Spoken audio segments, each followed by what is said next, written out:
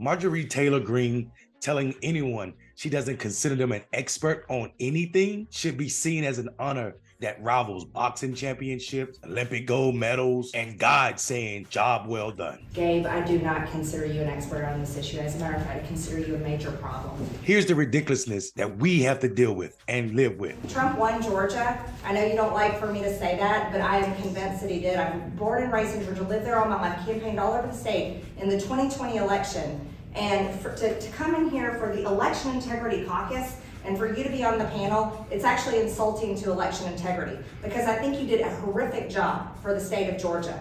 And I can't believe that our tax dollars have to pay you to run our election system. In 2020, in Georgia, the same election that she's telling this expert, he's not an expert about, that she's saying was stolen for Donald Trump, also had her as a candidate. So is she saying that we have the right to question her legitimacy as a congressperson because on 2020, if the election was stolen, shouldn't that bring into question her election? No, it doesn't, because her job is not about legitimacy. Her job is not about integrity. Her job is about grifting. Not just any grifting, the grifting that says we will do and say anything to rile up the base, whether we believe it or not. And then we have the whole catastrophe of suitcases coming out from under the table, videos of them re-scanning stacks of ballots. All of this went on, but the Secretary of State's office said, oh, flawless election in the state of Georgia in 2020. And it's not. I'm sorry, it's not. And I hate to tell you, but there are many Georgians, and I'm one of them, that have no faith in our election system in Georgia.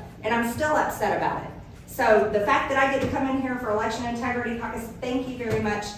Thank you, and thank you, Claudia, but I don't find any election integrity here. It's not just her. It's Trump, it's Fox, and it's so many other Republicans that sit idle while Marjorie Taylor shows up in this manner. If you don't believe me, think about this. Here's a person who never sits through a committee meeting. She only shows up with her minions to record her talking, which is just content creation for Twitter, for the base, the Trump base, the conservative base, the Republican Party, and then she leaves.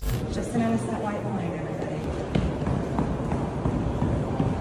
She records a video for Twitter, she leaves. She posts a video, she becomes a patriot. They love it, it's red meat. The problem is, it's not governing. It's not governing. And it's also turned away at the fabric of this country's democracy. And people allow it to be the normal. What say you, America? Is this the democracy you've always wanted? There was blatant outright fraud in the 2020 election. Complete and total fraud, and you know it. You absolutely do know it. If not, do something about it. She has an election coming up, 2024. Want somebody to run against her and defeat her. You can't. You know why? She's in a gerrymandered district that's super safe. Another problem of our democracy. This is where we find ourselves. I am Mondale Robinson. This is Rebel HQ. Have a good evening, not before you think about it.